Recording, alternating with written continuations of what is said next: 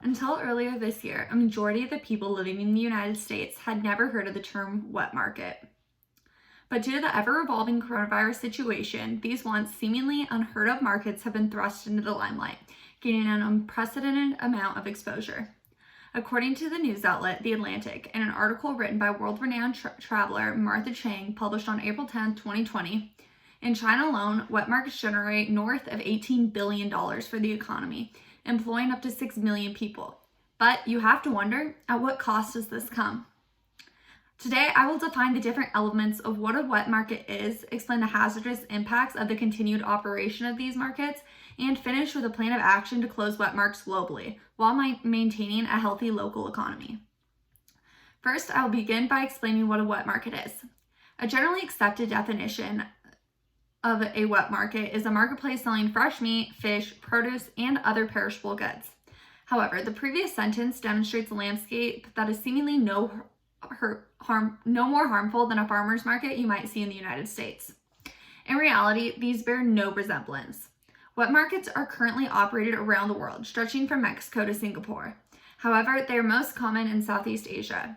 Here, wet markets typically result in a consistent roar, shouting and haggling as puttering engines and scooters snake their way through narrow vendor stalls.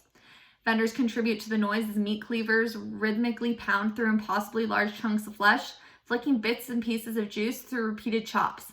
Adding to the ambiance is the sound of a live animal being chosen from a tower or crates, as it makes a desperate final attempt to escape before being slaughtered in front of the waiting customer. On top of this horrific scene is also the idea that many of these animals are endangered wildlife species, being forced into capture in order to feed a hungry public. You may be thinking, okay, yeah, this illustrates a terrible picture, but what significance does this play on me 6,000 miles away? The answer is simple: public health. This brings me to my next point of emphasis in describing the negative impact of continuing to operate these markets. As mentioned earlier, there's obviously economic need. However, the problem is that this is coming at the cost of thousands of lives around the world. The motive of these markets is to maximize profits, not public health. Although many scientists have not yet came to a concrete conclusion as to how the new coronavirus, which has as of today killed over 200,000 people across the world, first infected people, there is evidence that it began at a bat, jumped to a pangolin, and then spread to humans at a wet market in Wuhan, China.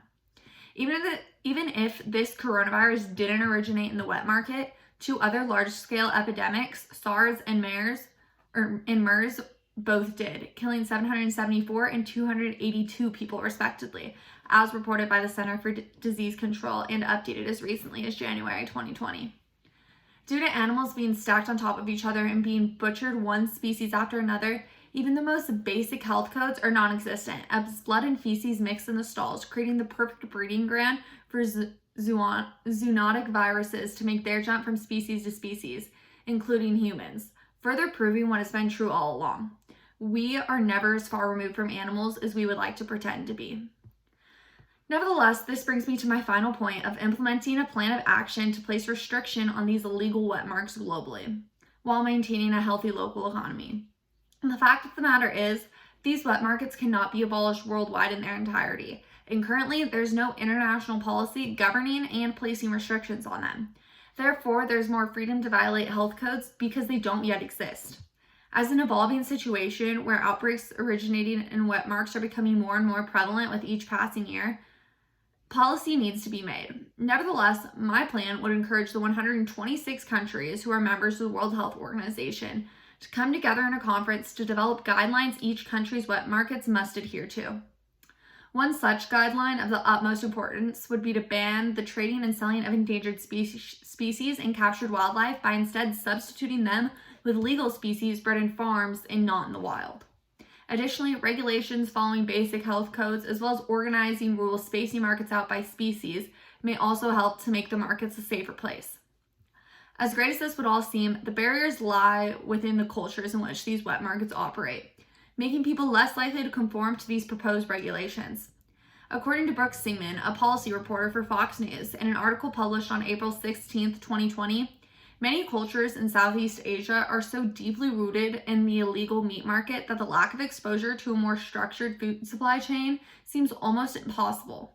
Additionally, to locals, these markets are also places where consumers and producers come together.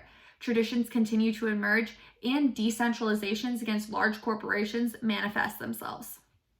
In all, if countries were able to come together to support the World Health Organization in developing guidelines that would further regulate and add safety precautions, as well as completely ban the capture of wildlife animals to be sold in markets, the public would greatly benefit due to the sheer exponential decrease these simple measures would have on cutting the ability of potential viruses to jump from species to species.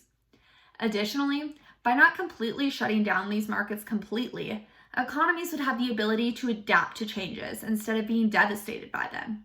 Nevertheless, as a whole, by understanding what coronavirus is and the harmful impacts it can have, we as a global community can come together as a whole to make the much needed progressive public health changes that can benefit the future and in turn save a countless number of lives all around the world.